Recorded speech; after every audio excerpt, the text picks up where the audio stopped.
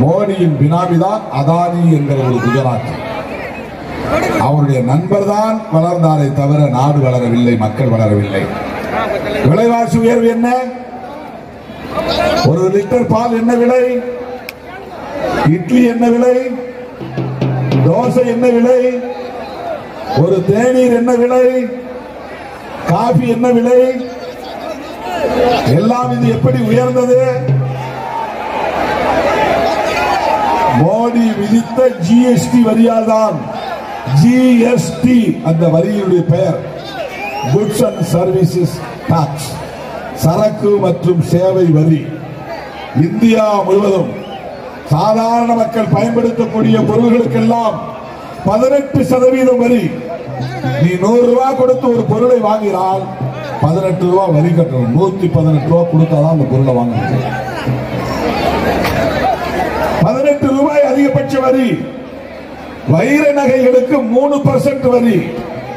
100 ரூபாய்க்கு ஒரு வைர மூக்குத்தி வாங்கினா 103 ரூபாய் கொடுத்தா போதும். வைர நகை நாமளா வாங்க போறோம்? நம்ம வீட்டு பெண்களா வாங்கி வைர மூக்குத்தி போடுவார்கள்? வைர நகை வாங்குகிறவர்களுக்கு 3% தான் வரி. ஆனால் நம்ம வீட்டு பிள்ளைகள், படிக்கிற பிள்ளைகள், பால் பாய்ட்டு பெண் வாங்கினால் அதுக்கு 18 ரூபாய் வரி. நரேந்திர மோடி யாருக்கானவர்? ஏழை எளிய மக்களுக்கானவரா? கோடீஸ்வரர்களுக்கானவரா? உனக்கும் எனக்குமானவரா? அதானிக்கும் அம்பானிக்குமானவரா? அந்த மோடி மீண்டும் பிரதமர் ஆகலாமா? அவருடைய ஆட்சி தொடரலாமா? தொடரக்கூடாது என்பதற்காகத்தான் ராகுல் காந்தி அவர்களும் தமிழக முதலமைச்சர் அண்ணன் மு.க. ஸ்டாலின் அவர்களும் ஒன்று சேர்ந்து ஒரு வியூகம் அமைத்திருக்கிறார்கள். அந்த வியூகத்தின்படி உருவானதுதான் இந்தியா கூட்டணி. இந்தியா கூட்டணியில் 28 கட்சிகள். 28 கட்சிகளுள் விடுதலை சிறுத்தைகள் கட்சியும் ஒரு அங்கம். இந்தியா கூட்டணி தலைவர்கள் என்கிற வரிசையில் ராகுல் காந்தி, தளபதி ஸ்டாலின் போன்றவர்கள் மேடையிலே அமர்ந்திருக்கிற அந்த முதல் வரிசையில் உங்கள் வீட்டு பிள்ளை திருமாவளவன் முதல் வரிசையில் அமர முடிகிறது என்றால், உங்களில் ஒருவன் திருமாவளவனும் அந்த முதல் வரிசையிலே அமர முடிகிறது என்றால் அண்ணன் தளபதி ஸ்டாலின் அவர்கள் தான் அதற்கு காரணம். அருமை தோழர்களே, நாம் ஏன் தளபதி ஸ்டாலின் அவர்களின் கைகளை இறுக பற்றி இருக்கிறோம்?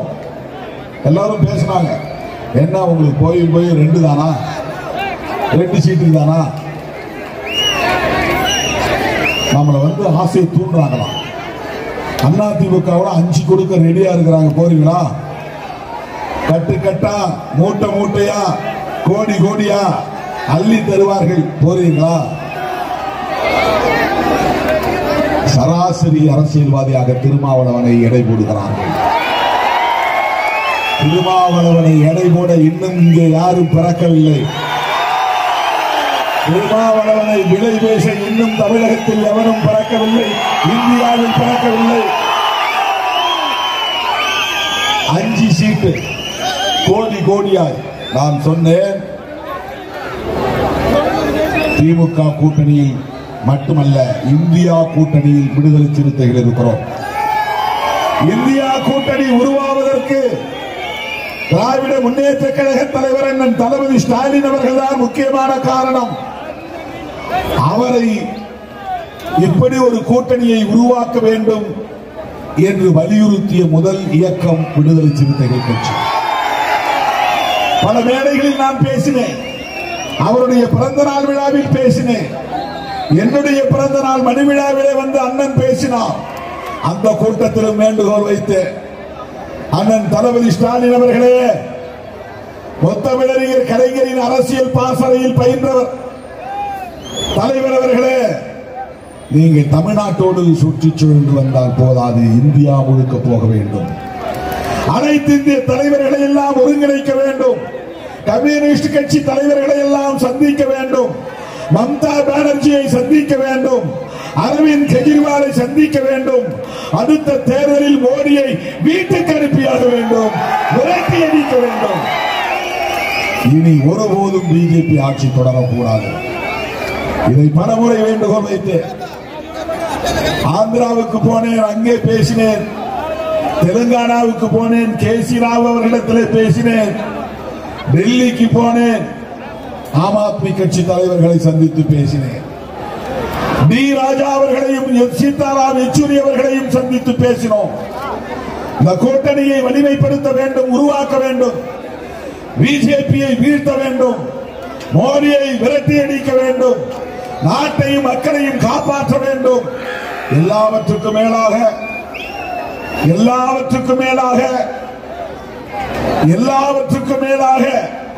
நம்மை எல்லாம் மனிதர்களாய் தலைநிமிர வைத்த நம்முடைய மகத்தான தலைவர் புரட்சியாளர் அம்பேத்கர்